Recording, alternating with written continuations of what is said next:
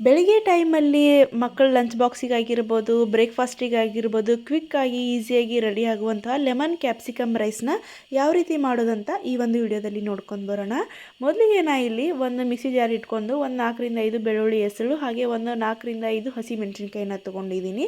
ಹಾಗೆ ಒಂದು 8ರಿಂದ 10 ಕರಿಬೇವಿನ ಎಲೆ ಮತ್ತು ಒಂದು ಅರ್ಧ ಹಿಡಿ ಆಗುವಷ್ಟು ಕೊತ್ತಂಬರಿ ಸೊಪ್ಪನ್ನು ಹಾಕ್ಕೊಂಡು ನುಣ್ಣಕ್ಕೆ ಒಂದು 4ರಿಂದ 5 ಸ್ಪೂನ್ ಆಗುವಷ್ಟು ನೀರನ್ನು ಹಾಕ್ಕೊಂಡು ನುಣ್ಣಕ್ಕೆ ರುಬ್ಕೊಂಡು ಬರೋಣ. ಈ ರೀತಿ ಕನ್ಸಿಸ್ಟೆನ್ಸಿಯಲ್ಲಿದ್ದರೆ ಸಾಕು, ಅತಿಯಾಗಿ ನೀರು ಹಾಕೊಂಡು ಕಲಿಸ್ಕೊಳ್ಳೋದು ಕೂಡ ಬೇಡ. ನಂತರ ಒಂದು ಬಾಣಲಿನ ಇಟ್ಕೊಂಡು ಅದಕ್ಕೆ ಒಂದು 5ರಿಂದ 6 ಸ್ಪೂನ್ ಆಗುವಷ್ಟು ಎಣ್ಣೆ ಹಾಕ್ಕೊಂಡು ಇಲ್ಲಿ ಕಡಲೆ ಬೀಜನ ಹಾಕ್ಕೊಂಡು ಹಸಿ ಸ್ಮೆಲ್ ಹೋಗೋವರೆಗೂ ಚೆನ್ನಾಗಿ ಫ್ರೈ ಮಾಡ್ಕೊಂಡು ಮೀಡಿಯಮ್ ಟು ಲೋ ಫ್ಲೇಮ್ ಇಟ್ಕೊಂಡು ನಂತರ ಹುರಿದಿರುವಂಥ ಶೇಂಗಾ ಬೀಜನ ಈ ರೀತಿ ಒಂದು ಸೈಡಲ್ಲಿ ಒಂದು ಪ್ಲೇಟಲ್ಲಿ ಹಾಕಿಟ್ಕೊಳ್ಳೋಣ. ಲಾಸ್ಟಿಗೆ ರೈಸ್ ಎಲ್ಲ ಆದಮೇಲೆ ಲಾಸ್ಟಿಗೆ ಹಾಕ್ಕೊಳ್ಳೋಣ. ಅದೇ ಎಣ್ಣೆಗೆ ಒಂದು ಅರ್ಧ ಟೀ ಸ್ಪೂನ್ ಆಗುವಷ್ಟು ಸಾಸಿವೆ ಜೀರಿಗೆನ ಹಾಕ್ಕೊಂಡು ಕರಿಬೇವಿನ ಎಲೆ ಮತ್ತು ಇಲ್ಲೊಂದು 2 ಈರುಳ್ಳಿನ ತೊಗೊಂಡಿದ್ದೀನಿ, ಮೀಡಿಯಮ್ ಸೈಜದ್ದು ಸ್ಲೈಸಾಗಿ ಕಟ್ ಮಾಡ್ಕೊಂಡಿದ್ದೀನಿ.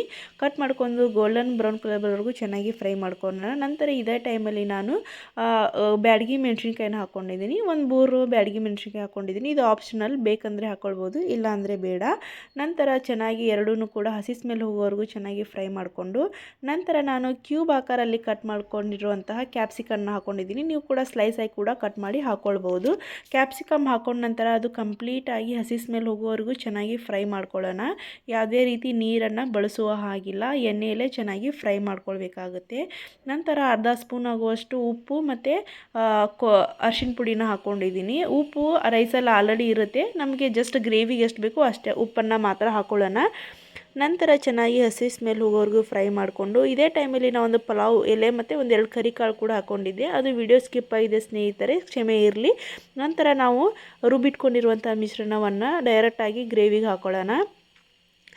ಸ್ವಲ್ಪ ಅದೇ ಒಂದು ಜಾರಿಗೆ ಒಂದು 2 ಸ್ಪೂನ್ ಆಗುವಷ್ಟು ನೀರನ್ನು ಹಾಕ್ಕೊಂಡು ಈ ರೀತಿ ಹಸಿ ಸ್ಮೆಲ್ ಹೋಗೋವರೆಗೂ ಚೆನ್ನಾಗಿ ಫ್ರೈ ಮಾಡ್ಕೊಳ್ಳೋಣ.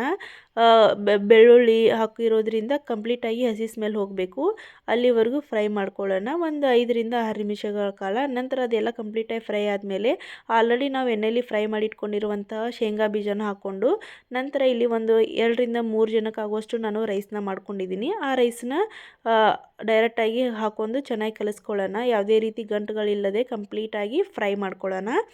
ನಂತರ ಇದು ನಾನು ಕ್ಯಾಪ್ಸಿಕಮ್ ಲೆಮನ್ ರೈಸ್ನ ಮಾಡಿರೋದ್ರಿಂದ ನಾನು ಇಲ್ಲಿ ಲಾಸ್ಟಿಗೆ ಆ ರೈಸ್ ಎಲ್ಲ ಕಲಿಸಿದಾದ್ಮೇಲೆ ಒಂದು ಅರ್ಧ ಲಿಂಬೆಯನ್ನು ತಗೊಂಡು ಈ ರೀತಿ ಹಾಕ್ಕೊಳ್ಳೋಣ.